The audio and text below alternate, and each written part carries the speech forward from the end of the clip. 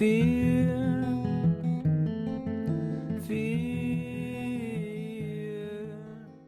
Bonjour et bienvenue dans le podcast créatif de Letty Bout de Fil. Je suis Laetitia et aujourd'hui je vous retrouve pour un épisode hors série où je vais vous parler du CAP métier de la mode vêtements flous. Donc cette année je me suis inscrite en candidat libre pour passer cet examen. Alors c'était vraiment pour un défi personnel, c'est pas du tout pour changer de métier. Les inscriptions ont lieu entre octobre et novembre. Et puis les épreuves ont eu lieu début et mi-juin. Et donc les résultats sont tombés vendredi dernier et donc je suis très heureuse d'avoir été admise à cet examen. Donc je vais déjà vous parler un petit peu rapidement de l'examen. Donc pour ma part, j'ai pas eu le besoin de passer les épreuves de culture générale, à savoir français, mathématiques, histoire géo, je crois qu'il y a langue vivante et sport. Parce que quand on a son bac, il suffit d'envoyer une copie du bac quand on s'inscrit et donc on n'a pas besoin de repasser ces épreuves. Donc il restait donc 3 autres épreuves qui sont donc une épreuve qui dure 1 heure, coefficient 1, prévention, santé et environnement. Et ensuite 2 autres épreuves vraiment plus destinées à la couture.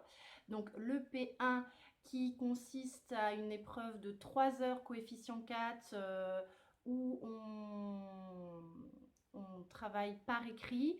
On a des choses à rendre par rapport à la couture. Je vous expliquerai plus en détail tout à l'heure. Et une autre épreuve sur 2 jours de 16 heures qui est une épreuve pratique où on doit coudre un vêtement en suivant une gamme de montage. Donc je vais d'abord vous parler de mes révisions et puis je vous montrerai un petit peu les sujets, je vous expliquerai un petit peu comment ça s'est passé pour moi.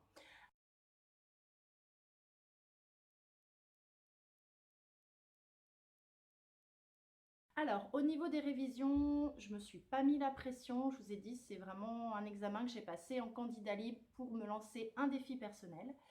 Voilà, je ne voulais pas avoir des journées non-stop en plus du boulot, des enfants. J'y suis allée par petites doses. Quand j'ai reçu ma convocation début avril, ça m'a mis un petit coup de fouet pour vraiment me mettre dedans. Et j'ai surtout révisé avec les vidéos artisanes. J'ai pris le pack avec les 6 vidéos. J'ai profité au mois de novembre du Black Friday. Il y avait 25 ou 30% de remise, donc j'en ai profité. Je vais vous présenter un petit peu ce pack pour ceux qui se demandent ce qu'on peut trouver dedans. Voilà, pour savoir si ça peut vous intéresser, si vous envisagez vous aussi de passer cet examen. Alors, donc tout d'abord, dans le premier cours qui s'appelle Décoder les informations techniques de base. Donc, si je vous montre ma page artisane, voilà, j'ai tous les cours qui apparaissent. Il n'y a pas que mes cours de CAP d'ailleurs. Donc, dans le premier cours, je regarde mes petites notes pour ne rien oublier. Donc le premier cours, il dure 3h30. Donc le principe des vidéos artisanes, c'est que ce sont des vidéos qu'on peut regarder plusieurs fois et qu'on peut fractionner aussi. On n'est pas obligé de regarder pour le premier cours les 3h30 d'un coup. Donc les cours, j'ai oublié de le préciser, sont donnés par Christine Charles de Rêve à Soi qui enseigne également à des jeunes qui passent le CAP pas en candidat libre, enfin qui suivent un cursus de CAP métier de la mode. Donc dans ce premier cours, tout d'abord, Christine nous présente le référentiel des compétences. Donc ce référentiel, vous pouvez le retrouver sur le site de l'Éducation nationale, sur EduScol. Et elle en a fait une synthèse que j'avais imprimée qui est dans le pack CAP. Donc je peux vous détailler un petit peu tout ça pour que vous ayez une idée de tout ce qu'on nous demande pour cet examen. Donc, dans les grandes lignes, il faut avoir des notions sur le patronage, sur les vêtements. Il faut également avoir des notions sur les types de tissus, quel type de tissu il existe, quel type de tissu on utilise pour quel vêtement. Ensuite, il faut avoir également des connaissances sur les machines qu'on va utiliser, que ce soit la piqueuse plate ou la surfileuse. Donc savoir enfiler les machines, savoir faire des petits réglages, voilà. Et puis, il y a aussi la dimension sécurité. Donc, savoir respecter les règles de sécurité quand on utilise ces machines. Ensuite, il y a tout ce qui concerne le processus de fabrication, donc que ce soit de la coupe des pièces jusqu'à l'assemblage. Alors, ce qui peut en inquiéter certaines, voilà le listing de ce qui est demandé au niveau des techniques de couture. Donc, on doit être capable d'assembler, monter, faire des pinces, des plis, des fronces, des incrustations, applications, col, revers, manches montées, raglan, kimono, bas de manche, fermeture par glissière, boutonnière, poche plaquée, poche fendue, poche fantaisie, pose de garniture, donc avec des finitions sur fil, bordé, baguet, pose d'agrafe, différents points main, doublage, et on nous demande aussi d'utiliser le fer à repasser.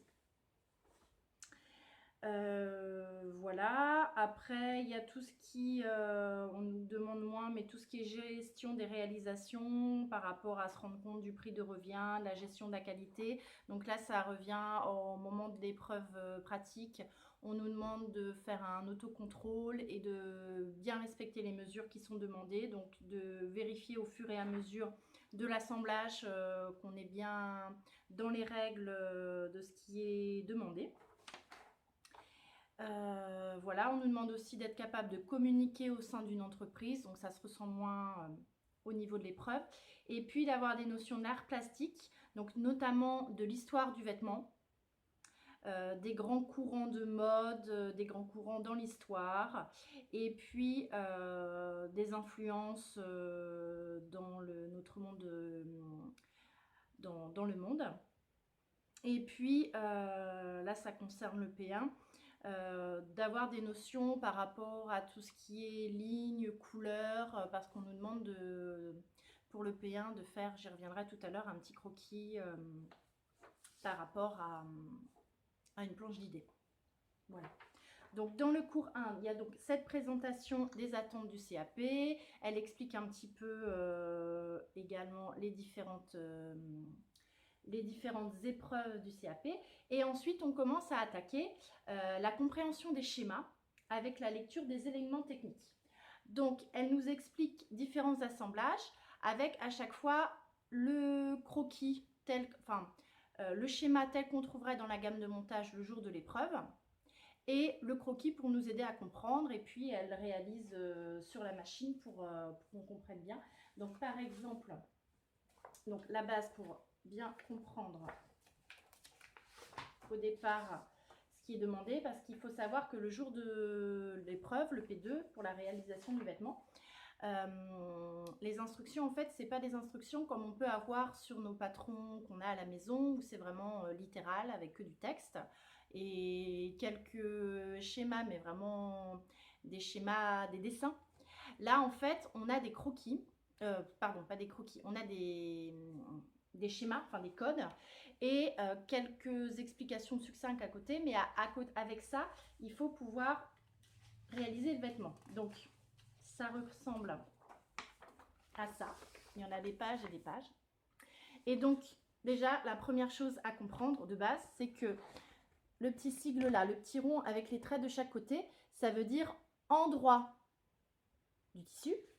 Et quand on a les deux ronds reliés par le petit trait, là, c'est envers du tissu. Donc, à partir de là, après, on a des cotes.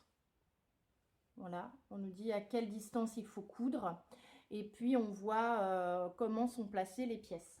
Donc, sur ce premier cours, Christine, elle nous explique les différents assemblages en nous montrant les schémas qui correspondent.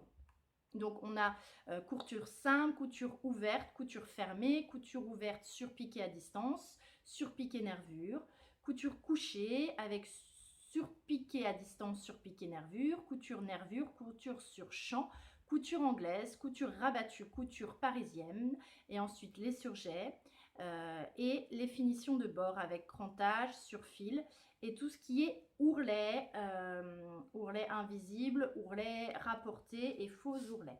Donc ça fait un petit peu peur comme ça, mais il faut savoir que c'est des choses qu'on sait déjà faire quand on fait de la couture, et après on ne met pas forcément les mots dessus. Là, ça nous permet de mettre des mots dessus. Voilà pour le cours 2, je ne sais pas si je l'ai dit, ce premier cours il dure 3h30. Ensuite, le cours 1, pardon. Le cours 2 qui dure 2 heures.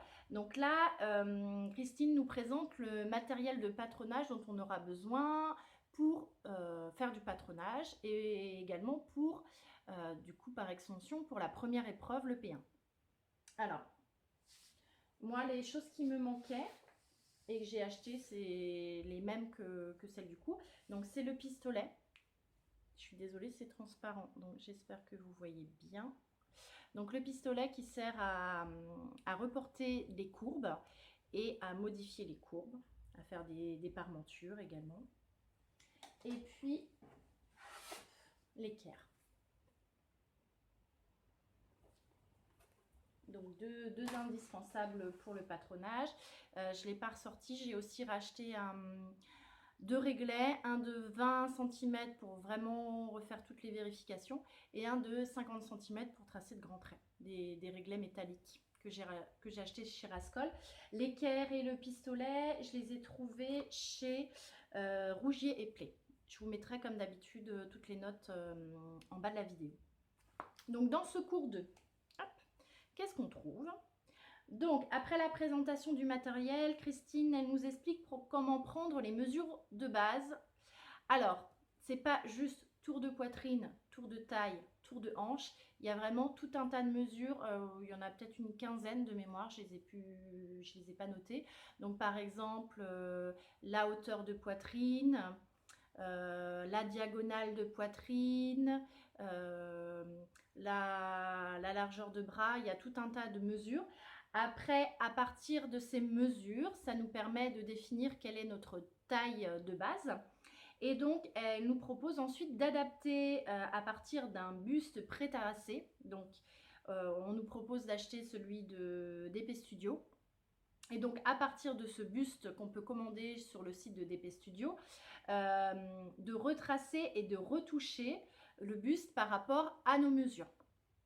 Donc, au niveau des chapitres, donc au niveau des retouches, pour vous dire un petit peu tout ce qui est présenté, on a retouché la longueur du buste devant et du buste dos, retouché la ligne de poitrine et la verticale de poitrine, retoucher le tour de poitrine en faisant toujours attention à l'aisance, le cintrage de taille sur les coutures côté, la couture côté et retoucher le bas, il m'en manque un bout, le bas, corriger la pente et la longueur d'épaule pour le devant et le dos, retoucher la carrure du devant et du dos, retracer l'encolure devant et dos, recalculer le cintrage de taille, retoucher la hauteur taille-hanche, retoucher le tour de hanche et retoucher un ourlet.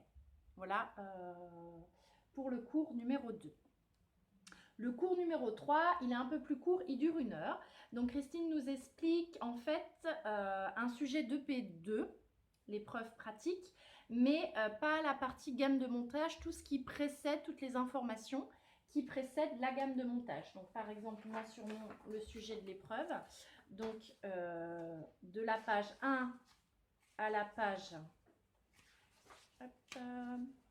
à la page 8, c'est pas la gamme de montage, c'est déjà tout un tas d'informations. Donc on a par exemple donc une page de présentation, on a une page de sommaire, on a une page qui récapitule ce qu'on nous demande au niveau du travail, on a des petits schémas avec le descriptif, avec tous les points techniques qui sont notés. La nomenclature, donc on me met le numéro de chaque pièce, donc qui est reporté après sur le plan de coupe, et le nombre de pièces et dans quel tissu on le coupe. Donc la petite fiche technique avec les mesures qui sont données d'assemblage et de coulissage, donc qui ne sont pas les mêmes. Et le plan de coupe, voilà, qu'il faut respecter. Et ensuite, on s'attaque au vif du sujet, c'est-à-dire la gamme de montage. Mais donc, ce cours 3, il explique seulement tout ce qui précède la gamme de montage. Alors, je ne vous lis pas le... Je vous ai tout détaillé, donc je ne vous redis pas les chapitres, ça n'a pas d'intérêt. Le cours 4, donc le cours 4, il dure 2h30. Et ça s'appelle... Alors, c'est tout petit. Patronage, création et modification simple. Donc là, c'est un cours qui va nous permettre de bien comprendre ce qui nous est demandé au niveau patronage pour le P1. Donc, on y fait des modifications simples de patron et des créations de formes. Et Christine nous explique aussi tout ce qui est obligation dans la nomenclature des pièces de patron. À savoir que toutes les pièces de patron, on doit noter le droit fil, on doit noter le vêtement, sa taille, on doit noter le nom de la pièce, le numéro de la pièce par rapport à l'ensemble des pièces. Alors, au niveau de toutes les modifications et des créations qui sont expliquées, je vais vous lire ça. On a donc création d'une découpe, modification d'une encolure ou d'une emmanchure, création d'une parmenture, création d'une enforme, modification de la longueur ou de la forme du bas, l'ajout d'une croisure, la création de formes simples, l'ajout de plis, l'ajout d'une ceinture et l'ajout d'un élément resserrant le modèle. Voilà pour ce cours 3. Le cours 4, pardon. Donc le cours 5. Donc le cours 5, il dure 3 heures. Et donc là, on rentre dans le vif du sujet de la gamme de montage avec un décodage des informations plus spécifiques. Donc c'est un cours qui vient en complément du cours 1, qui nous a déjà expliqué comment étaient représentés avec des schémas les assemblages. Là, c'est vraiment par rapport à des informations spécifiques. Donc, je vais vous lister les chapitres. Donc, on a les schémas pour montage des élastiques plaqués, coulissés, les tailles sans ceinture et les ceintures. Donc, ceinture simple surfilée, à cheval, avec rempli simple ou rempli double. Les revers, simple, plaqué et rapporté. Les poignets, à cheval, simple ou double. Et on nous montre comment, quel est le code, enfin le schéma pour l'entoilage, pour les pinces, pour des fronces, pour des plis, pour des cols, les passepoils et la fermeture zippée. Voilà pour le cours 6. Et donc pour finir le cours 5, pardon, je m'en mêle un peu les pinceaux, excusez-moi. Et pour les cours 6, donc celui-ci c'est le plus long, il dure... non, il n'est pas le plus long, il est comme le cours 1, il dure 3h30. Et donc, Christine, elle prend une épreuve des années passées, de mémoire, je crois que c'est la robe qui a été proposée pour le CAP en 2017. Et elle nous explique comment réaliser ce vêtement. Alors, le vêtement, on a 16 heures pour le réaliser. Là, le cours il dure 3h30, donc évidemment, elle ne réalise pas en entier le vêtement, mais elle nous pointe tous les points d'attention, à quel moment il faut être vigilant, et elle nous montre vraiment les détails techniques. Et elle nous explique aussi comment nous organiser le jour de l'épreuve, parce qu'il faut savoir que le jour de l'épreuve, on ne sera pas noté uniquement sur le vêtement qu'on va rendre à la fin, mais les professeurs qui surveillent l'épreuve vont aussi avoir une grille d'observation et noter différentes choses par rapport à notre organisation le jour de l'épreuve. Voilà, donc j'ai visionné ces 6 cours et puis j'ai acheté, il est sorti aussi en cours d'année, j'ai acheté le 7e cours qui consiste à utiliser la piqueuse plate. Donc dans celui-ci, Christine, elle nous rassure par rapport à la piqueuse plate. Elle nous montre comment faire une canette, comment enfiler le fil. Donc ça ressemble un petit peu aux machines familiales, mais c'est quand même un petit peu plus complexe. Elle nous explique ce qu'est une genouillère. Donc une genouillère, c'est comme son nom l'indique, ça utilise notre genou, donc c'est sur le côté à hauteur de genou, et donc on pousse avec le genou la genouillère et ça permet de lever le pied sans avoir besoin d'utiliser une main. Donc ça permet d'avoir les mains libres. Au début c'est un petit peu étrange, mais on s'habitue à ça très vite. Et donc elle nous montre comment utiliser vraiment cette piqueuse plate, elle nous rassure par rapport à ça. Et puis, elle nous fait un petit point aussi sur les règles de sécurité auxquelles il faudra faire attention le jour de l'épreuve. Donc, en plus de ce, moi j'ai visionné ce cours et ensuite j'ai eu la chance de pouvoir tester une piqueuse plate. Il y a une dame près de chez moi qui est une ancienne couturière qui est retraitée et qui a toujours chez elle une piqueuse plate. Donc, elle m'a laissé gentiment essayer. Donc, je suis allée une après-midi là-bas pour pouvoir, je suis venue avec un projet pour pouvoir vraiment m'entraîner avec cette piqueuse et c'est vraiment quelque chose que je conseille avant l'épreuve parce que c'est vraiment rassurant c'est vraiment ce qui me faisait le plus peur dans l'épreuve, voilà, de tomber sur une machine que je ne connais pas.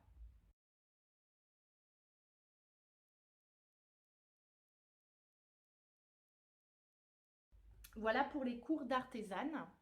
Donc, évidemment, tout ça, ça a un coût. Le pack des 6 cours, alors là, avec 7, je sais plus, il était à 200 euros. Moi, je l'ai eu un peu moins cher parce que j'ai profité, je vous ai dit, des Black Friday.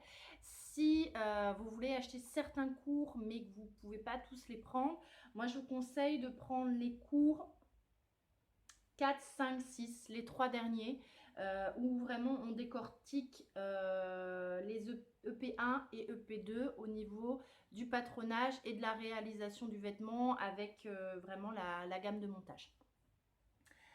Alors, au niveau de la première épreuve, donc il n'y a pas que du patronage. Il y a, on va dire, 3 parties dans cette épreuve. Donc, il y a déjà une partie plus culture générale où on va être interrogé sur tout ce qui concerne l'histoire de la mode, les grands courants, les points techniques par rapport au tissu, des choses comme ça.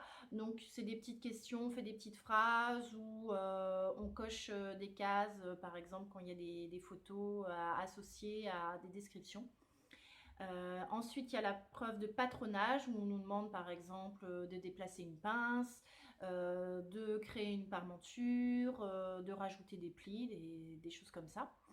Et la troisième partie, je ne sais pas si elles sont dans cet ordre-là d'ailleurs, moi c'est dans l'ordre dans lequel je les ai faites en fait, où on a soit une silhouette, soit un détail du vêtement et on nous demande de dessiner un motif par exemple par rapport à une planche d'inspiration qui est dans le sujet.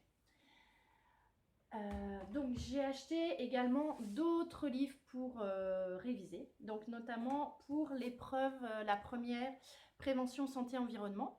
J'ai acheté ce petit livre qui permet de synthétiser un petit peu tout ce qu'on peut nous demander.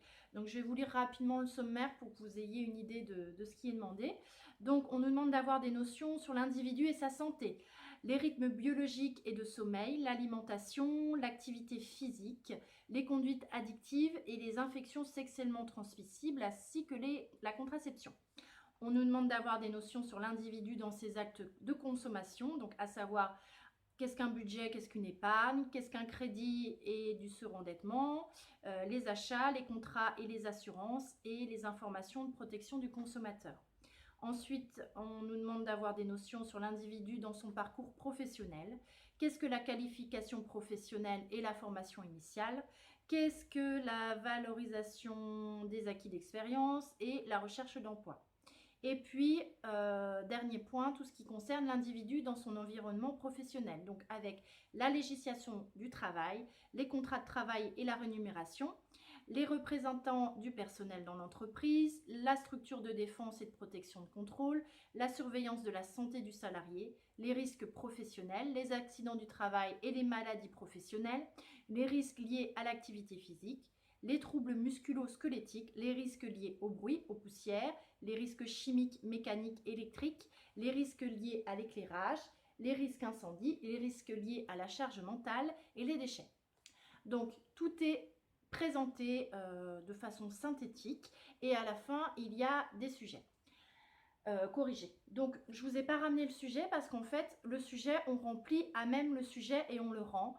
Il y a beaucoup de choses où il faut simplement cocher des cases et d'autres où on a des questions et on répond juste en dessous. Donc, c'est vraiment pas compliqué. Après, il ne faut pas se mettre la pression là-dessus, c'est jusqu'au F1.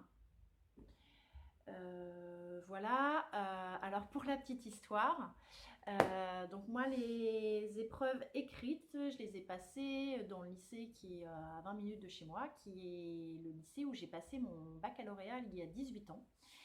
Et ce qui m'a fait tout drôle d'y retourner après 18 ans. Et dans la salle où j'ai passé cette première épreuve, c'est une épreuve commune à tous les CAP, donc j'étais regroupée avec des élèves en métallurgie, je crois. Et donc sur la porte, il y a la liste des candidats avec les dates de naissance. Et donc les candidats étaient nés en quelques-uns, du moins en 2001, donc c'est l'année où j'avais passé mon bac. Ça m'a fait un drôle d'effet de voir ça. Et j'ai également croisé des élèves que j'ai eu il y a 10 ans en CE2. Donc voilà, comment prendre un coup de vieux en quelques minutes. Je reviendrai sur l'épreuve un petit peu après. J'ai acheté également ce livre qui est un gros pavé qui ne doit pas faire un peu moins de 600 pages. Donc c'est Tout sur la mode, panorama des mouvements et des chefs-d'œuvre, édité chez Flammarion. Donc je vous ai dit qu'il fallait avoir des notions sur l'histoire de la mode et sur les grands courants de la mode.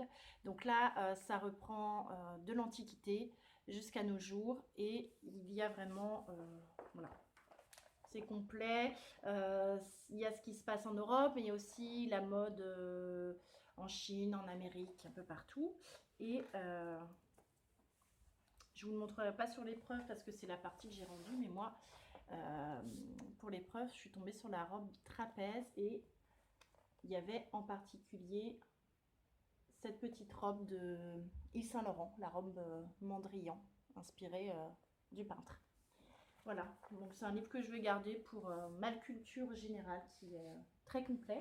Et puis, troisième livre que j'ai acheté pour mes révisions aussi, celui-ci, Cours de dessin de mode. Alors, il est beaucoup plus poussé que ce qu'on nous demande au CAP. Là, il y a toutes les explications pour dessiner une silhouette et ensuite dessiner les vêtements. Ça nous explique comment faire des plis, dessiner les fronces, dessiner des motifs.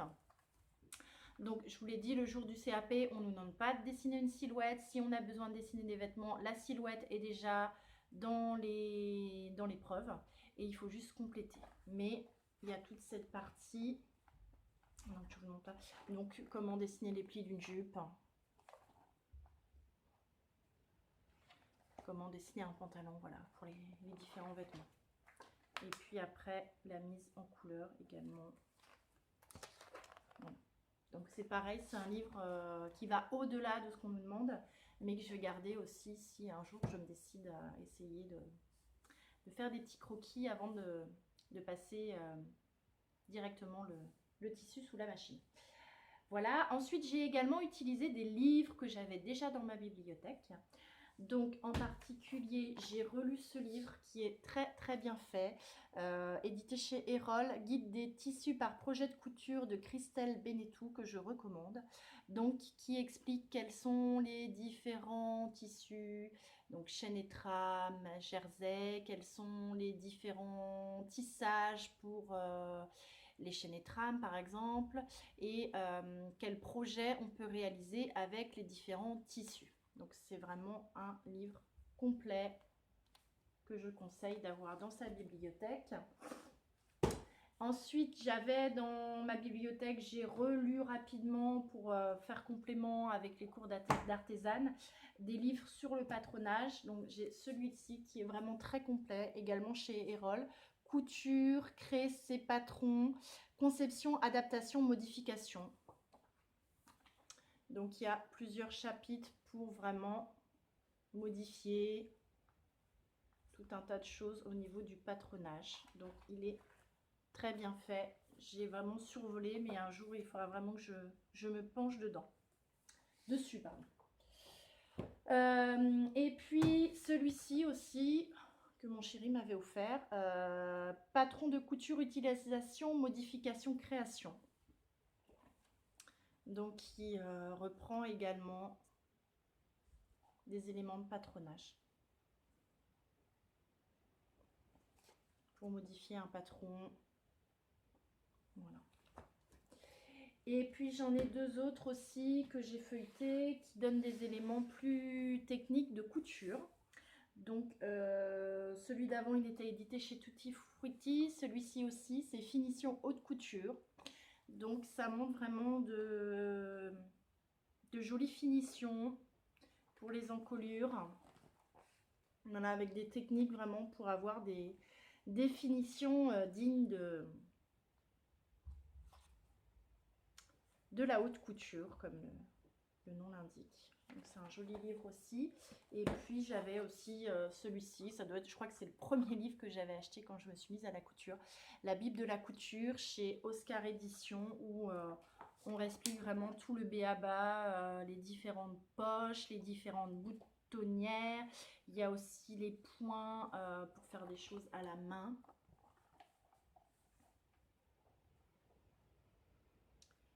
Pour les cols,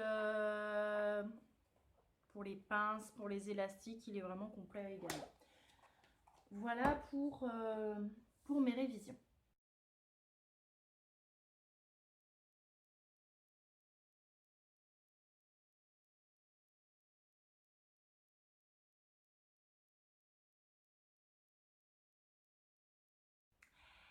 Je vais vous montrer un petit peu sur quoi je suis tombée le jour des épreuves. Alors, je vous ai parlé de prévention santé-environnement. Je ne peux pas vous montrer mon sujet. Ça parlait un petit peu de plusieurs choses. Moi, il y avait un petit point sur l'alimentation, un petit point sur les risques, les troubles musculo-squelettiques de mémoire, et puis sur porter secours. Ensuite, le P1. Donc, je vous l'ai dit, je suis tombée sur la robe trapèze. Alors, je vous montre. Donc, on nous a demandé de travailler sur ce sujet. Donc, il y a la petite présentation. Alors, je vous ai dit, la robe trapèze, dans le sujet, il l'appelle la robe chasuble. Voilà. Ensuite, il y a le petit topo de ce qui nous est demandé pour l'épreuve. Donc, on nous demande de collecter des données sur la demande. Mettre en relation les images au descriptif des différents modèles de la robe chasuble. Donc, je vous ai montré la robe d'Yves Saint Laurent tout à l'heure, de Mondrian. Donc, il y avait cette image-là et il y en avait d'autres avec des robes chasubles d'autres styles. Et d'autres encadrés avec des petites descriptions dès qu'il fallait associer les lettres aux chiffres des images. Lire, décoder, sélectionner et classer les informations. Donc, à partir du dossier, donc, hop, art. Voici. Donc, l'op art étant l'abréviation de art optique, désigne un mouvement artistique à partir des années 60 qui joue sur la perception visuelle de l'observateur à travers des illusions et des jeux optiques. Donc, on nous demandait d'imaginer donc des motifs pour la poche qui était là. Donc, d'abord de donner 2 propositions avec crayon de papier et ensuite d'en retenir une et de la mettre en couleur. Ensuite, on nous demandait de participer à la construction des éléments d'un modèle. Donc, je ne vous l'ai pas sorti parce qu'il y a la moitié des morceaux qui sont découpés. On avait la pièce patron du dos de la robe et on nous demandait à partir de cette pièce de construire le patronage de l'enforme dos, de construire la martingale. Donc la martingale, c'est cette petite pièce-là qui est au dos du vêtement. De noter les indications nécessaires à la coupe et de découper les éléments. Donc, le descriptif ne le précise pas, mais quand on prépare un patronage, il faut également rajouter les valeurs de couture. À l'épreuve, enfin, dans l'industrie, quand on nous donne les pièces du patron, du patronage, en fait, la différence entre patron et patronage, si je ne dis pas de bêtises, c'est que le patron, c'est le vêtement, et le patronage, on a rajouté les valeurs de couture. Donc, il y avait cette information à connaître et à rajouter, bien qu'on ne nous le dise pas on ne l'écrive pas noir sur blanc. Donc, même chose, il fallait rajouter le nom de la pièce, le numéro par rapport au nombre total de pièces, le droit fil. Et la taille, on ne l'avait pas. Donc, tout ça, après, il fallait découper et mettre dans une enveloppe. Alors, moi, j'ai été un petit peu dubitative au départ parce que j'avais cette planche de patron et j'étais persuadée qu'on allait me donner du papier de soie pour que je décalque et que je puisse modifier à partir de mon papier de soie. Et en fait, non, il fallait découper directement sur la pièce. Donc, il ne fallait pas se louper non plus. J'étais toute seule, moi, à passer l'épreuve. Normalement, on était 2 candidates sur Lyon, mais l'autre n'est pas venue. Donc, j'étais toute seule. Donc, je ne voyais pas non plus si quelqu'un d'autre découpait. Donc, j'ai hésité. Et puis, il n'y avait pas le choix. Chose indispensable à apporter. Donc, en plus des outils qui sont là, donc le pistolet, le réglet, l'équerre, pensez à apporter du scotch. Donc, pour enlever, là, il fallait enlever pour faire l'enforme, pour faire la parmenture, il fallait enlever la pince du dos, puisque on l'a déjà réalisé quand on rajoute l'enforme. Et donc, pour enlever la pince, il fallait couper et rescotcher. Donc, chose importante à avoir, c'est du scotch. Et autre chose importante que je n'avais pas, c'est d'avoir un compas. C'est pas noté dans le matériel à avoir, mais on peut en avoir a priori. Et très utile parce que vous imaginez bien que pour faire des motifs de pop art où il y a quasiment que les ronds, c'est un petit peu compliqué sans compas. Moi, je n'en avais pas, mais heureusement, j'avais mon rouleau de scotch qui m'a servi de pochoir pour faire mes ronds. Voilà, et ensuite, il y a collecter les données à la demande. Donc, à partir des dossiers que je vais vous montrer, il fallait mettre en relation la représentation graphique du rapport d'armure avec la désignation et l'échantillon correspondant. Donc, l'armure, c'est le tissage des tissus chaîne et trame. Et à partir de l'autre dossier, donc il y avait une fiche à compléter en matière de retenue, d'indiquer l'intérêt de respecter les informations d'une étiquette du code d'entretien et de sélectionner le bon code d'entretien par rapport au tissu choisi et de nommer les machines industrielles nécessaires à la conception. Donc les machines industrielles, je les ai plus parce que ça je l'ai rendu, mais je peux vous le montrer sur l'autre sujet. C'est ce qui est en début de gamme de montage. Donc, il faut savoir ici à quoi correspondent ces différentes machines. Donc là, à savoir que 301, c'est la piqueuse plate. 504, c'est la surfileuse. Là, c'est la presse, je crois. Il y en a un autre, c'est le fer à repasser, mais je ne sais plus lequel est lequel. Donc, voilà ce qui était demandé pour l'épreuve. Donc, je vous l'ai montré, on avait le petit document d'inspiration pour nous aider à créer les motifs sur les poches. On avait la fiche matériaux, donc avec un exemple de tissu, donc un tissu sergé, un tissu satin et un tissu de jute. Donc, qui sont les 3 sortes de tissage qui existent. Donc, fallait, par rapport à la description du vêtement, il fallait dire quel tissu on retenait et quel était son code d'entretien. Si on ne savait plus ce qu'étaient les armures, il y avait quand même un petit pense-bête qui nous rappelait qu'est-ce que la toile, qu'est-ce que le sergé et qu'est-ce que le satin. Donc, qui sont les 3 armures des tissus chaîne et trame. Donc ça, tout ça, c'était dans le livre de Christelle Bénétou que je vous ai présenté tout à l'heure. Il y a également la description de la robe, donc avec tous les points techniques. La nomenclature, donc ça nous permettait de savoir combien il y avait de pièces pour pouvoir numéroter sur les pièces de patronage. Il y avait une petite fiche qui récapitulait tout ce qu'on nous demandait au niveau des transformations. Voilà, donc là, un peu plus détaillé. Donc, tracer la parallèle à l'emmanchure, tracer la perpendiculaire au milieu d'eau, tracer l'arrondi à l'aide de la règle courbe, pointer l'emplacement de la pression. Fermer la pince, ajouter les valeurs de couture et noter les indications nécessaires à la coupe. À savoir que les valeurs de couture, hop, je suis allée un petit peu vite tout à l'heure, c'est en dessous de la description de la robe ici. Donc, à savoir qu'il faut faire attention que les valeurs d'assemblage, c'est-à-dire quand j'assemble 2 pièces de tissu sur le côté, par exemple, ou en haut de mon épaule, c'était de 10 mm, et de coulissage, donc par exemple, quand je rajoute une parmenture, sont seulement de 5 mm.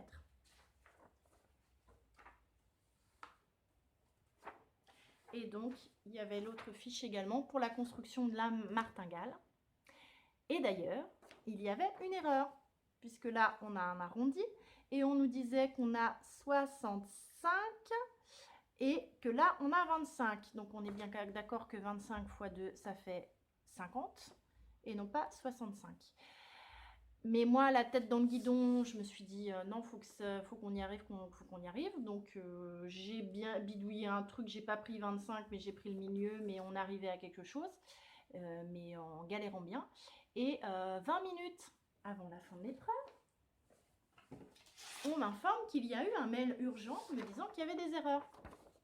Voilà, dont la fameuse erreur dans la hauteur de la martingale. Après, il y en a d'autres qui ne m'avaient pas gênée. Il y avait d'autres erreurs. On nous donnait des tailles de boutons en centimètres alors que c'était des millimètres. Et il y avait 2 fois la même ligne d'entretien dans les lignes qu'il fallait choisir. Et ça, je m'en étais rendu compte et ça ne m'avait pas gênée. Mais ma pièce de martingale, je n'ai pas eu le temps de la refaire. Ce qui ne m'a pas pénalisé au final. Je pense qu'ils tiennent compte des erreurs quand on est averti trop tardivement. Voilà pour le P1. Donc, il faut avoir quelques notions d'histoire de la mode, mais c'est vraiment pas poussé. Quelques notions de dessin. Donc ça, je m'étais très peu entraînée. Je m'étais entraînée à faire des petits croquis pour faire des plis, des fronces, des choses comme ça, un peu la veille de l'épreuve. Et puis la partie patronage. Voilà. Ensuite, pour la deuxième épreuve. Donc moi, la deuxième épreuve, elle se passait pas dans le même lycée.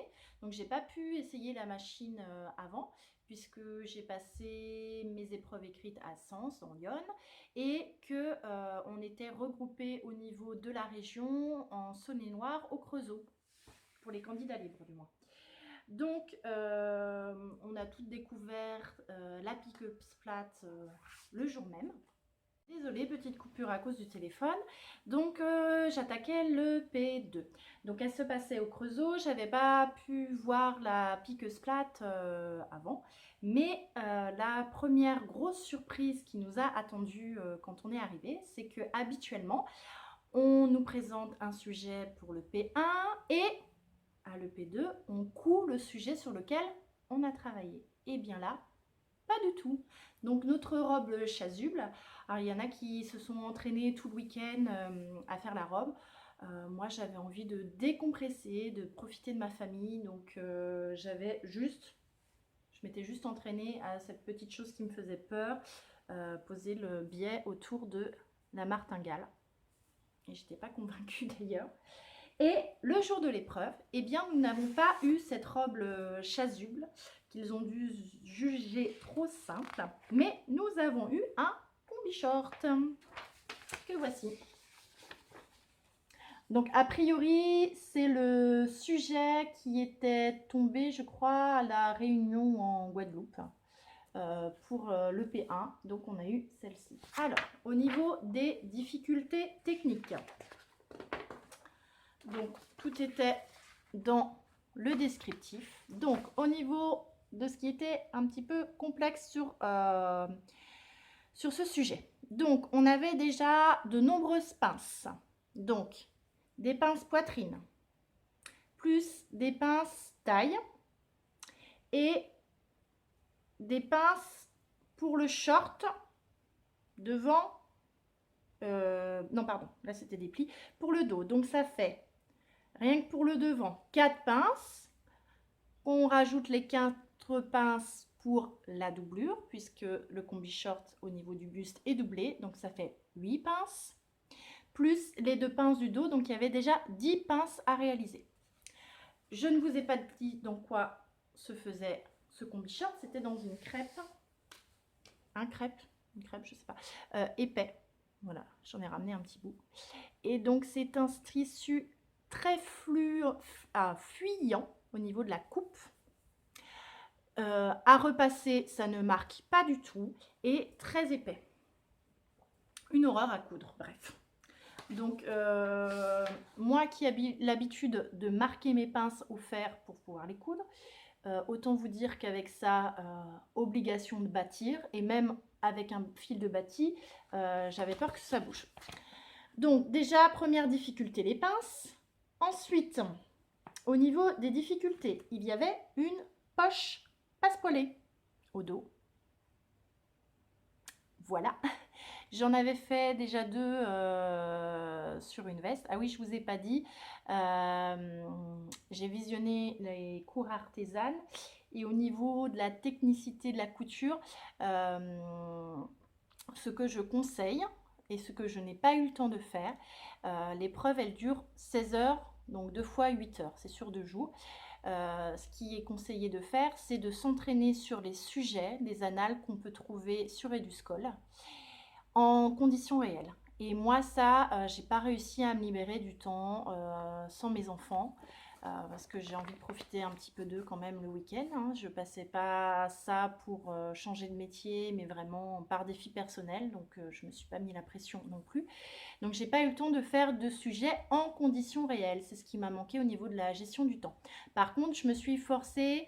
Enfin, forcée, c'est un bien grand mot, hein. J'ai pris du plaisir à coudre ces pièces, mais je me suis forcée à réaliser des pièces qui me faisaient un peu plus peur, avec plus de technicité. Donc, je me suis cousu une chemise, donc pour m'entraîner à faire un col, à faire les poignets, à faire les fentes indéchirables, les pattes de boutonnage. Et j'ai réalisé aussi une veste dans laquelle il y avait des poches passepoilées. Donc j'avais déjà fait des poches passepoilées, mais c'était pas du tout la même technique que celle que j'avais utilisée. Et beaucoup moins bien expliqué que le modèle que j'ai réalisé. Et donc, ma poche, elle rebiquait, elle fermait pas sur les côtés. Je vous insérerai peut-être une photo, si la photo ressemble un peu à quelque chose, parce que pris à la va-vite dans du noir, je suis pas sûre que vous voyez grand-chose. Moi, je verrai. Donc, il y avait cette poche passepoilée. Moi, j'ai trouvé que c'était la plus grosse difficulté du vêtement. Ensuite, on avait 2 poches italiennes surpiquées sur le devant. Le dos croisé avec sur ce dos la pose de dentelle également sur les manches. Il fallait réaliser également une ceinture entièrement surpiquée et 3 passants de devant, un derrière qu'il fallait fixer à la main. Et dernier détail technique, il y avait sur le côté une fermeture invisible, une fermeture à glissière invisible à fixer avec un pied spécial pour la pique esplat. Non, c'est pas ce qui m'a moins posé le plus de soucis. Ça ressemble vraiment au pied pour fermeture éclair, pour fermeture à glissière invisible de nos machines familiales. Et dernier point technique que j'ai oublié, donc il fallait faire des revers pour les ourlets, des replis avec des coutures invisibles. Et puis il y a 2 petits plis aussi sur le devant du short. Donc une pièce avec beaucoup de détails techniques très complexes. Donc qui sont là. Ensuite, on a la nomenclature. Ça nous permet, quand on découpe les pièces, de savoir quels sont le numéro de chaque pièce et combien on a le nombre de pièces. Voilà. Une petite fiche technique où toutes les pièces sont numérotées par rapport à cette nomenclature. Et puis, on a les valeurs d'assemblage, de coulissage et de repliage, remplissage qui sont notées. Et dernier point, le plan de coupe. Donc le plan de coupe qu'on nous demande de vraiment respecter à la lettre, en faisant très attention au droit fil. Alors, je l'ai dit déjà tout à l'heure, je le redis, lors de cette épreuve, on n'est pas noté uniquement sur le vêtement que l'on rend à la fin de l'épreuve, on est également noté au cours de l'épreuve. Donc, à différents moments, les examinateurs viennent voir et prennent note de ce qui a été fait. Donc, la première chose à faire, donc au niveau de la gestion du temps, il faut savoir que on nous donne la planche avec le patron et première chose à faire, c'est déjà de découper les différentes pièces. Donc ça prend déjà du temps. Ensuite, on plie son tissu et on pose et on épingle les pièces sur le tissu. Et là, à ce moment-là, il faut appeler un des examinateurs pour qu'il vienne vérifier si on a bien posé nos pièces, comme sur le plan de coupe et en respectant le droit fil. Alors, je ne sais pas vous comment vous posez vos pièces pour couper par rapport au droit fil. Moi, j'ai toujours fait ça à vue d'œil. Voilà, je bouge un petit peu, je regarde à vue d'œil et puis je fixe.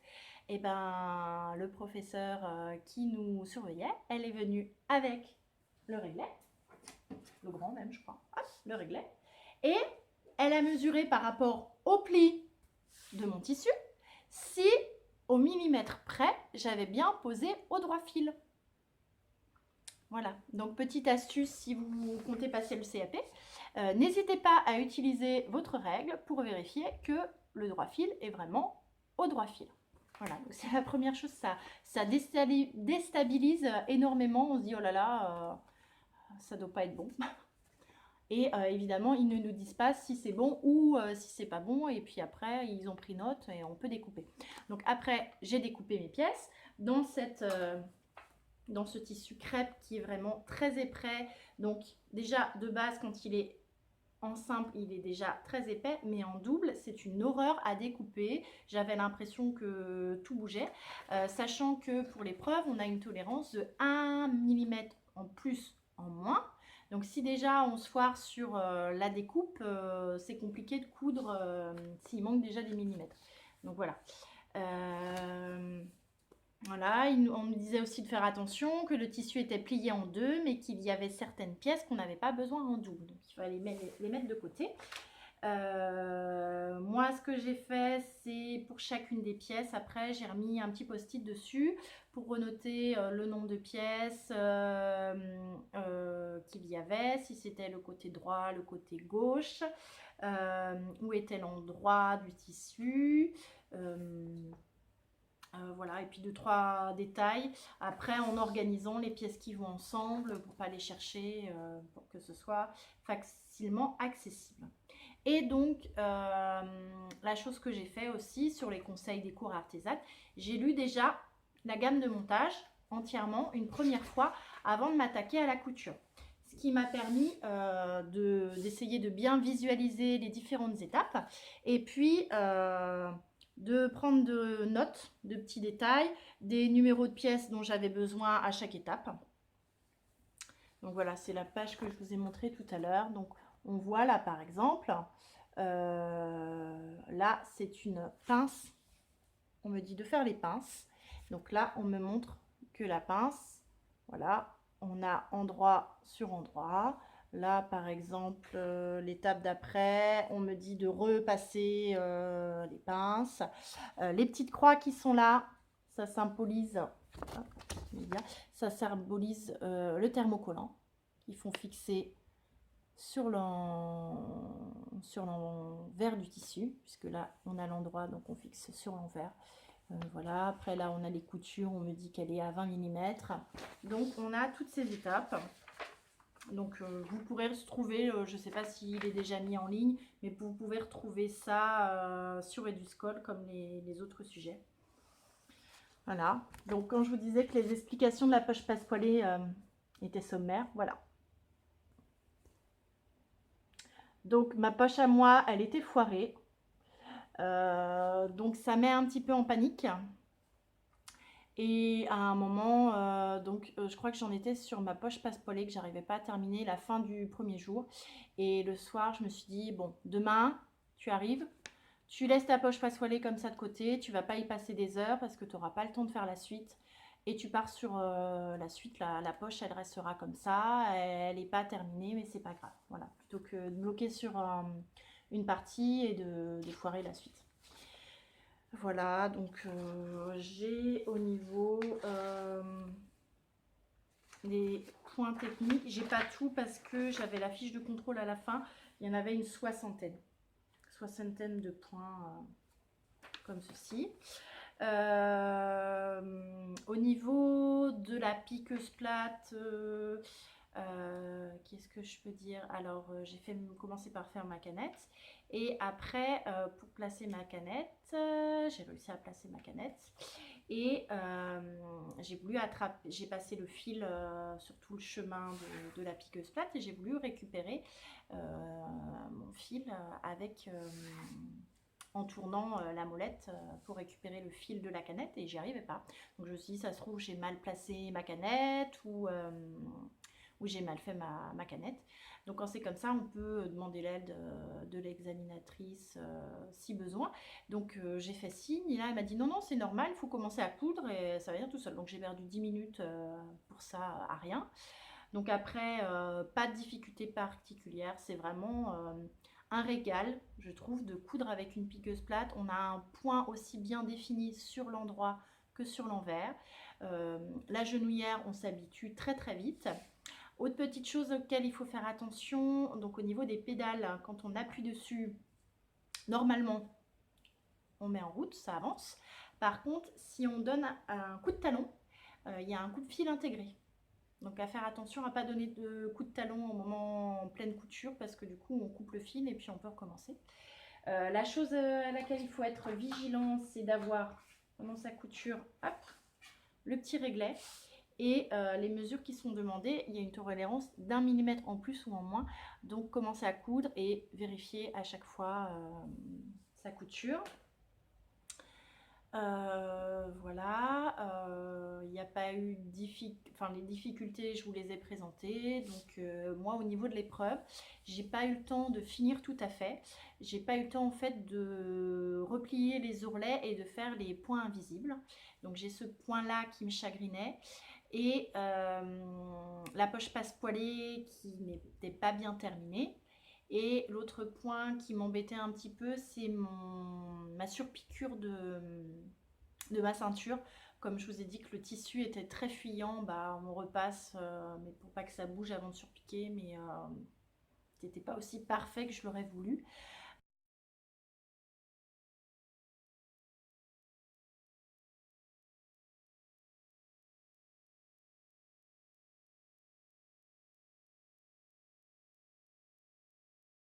Donc j'étais persuadée que comme je n'avais pas fini mon vêtement, eh bien je ne serais pas admise à mon CAP. Et donc j'ai eu quand même une très bonne surprise vendredi dernier en apprenant que ça m'avait coûté quelques points. Mais malgré ces erreurs, j'ai pu accéder sur le site au barème que j'ai eu. Enfin, au point que j'ai eu 150 sur 200 malgré cette poche mal terminée et cette absence d'ourlet invisible.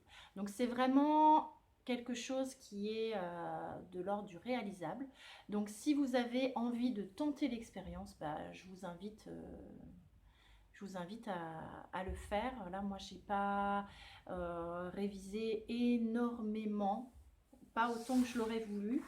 Et c'est une épreuve vraiment qui qui peut faire peur parce que 16 heures c'est long, mais une fois qu'on est dedans, bah, ça passe quand même très très vite. Donc je suis très heureuse d'avoir tenté cette expérience, d'avoir eu le courage de faire ça cette année, et encore plus contente que ça ait abouti sur une réussite.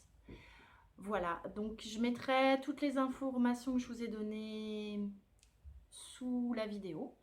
Et puis, bah, je reviendrai très bientôt pour vous montrer les vêtements réalisés, parce que j'ai plusieurs vêtements que j'ai fait. Donc, je vous ai parlé de la chemise, d'une veste, la robe que je porte là aussi. Je l'ai fait depuis le dernier podcast, donc il faudra que je vous la présente aussi. Et puis, d'autres petites choses.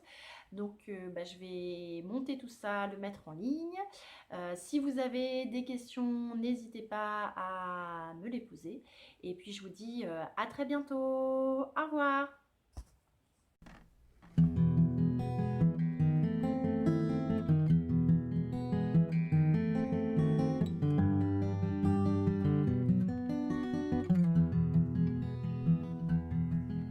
Feel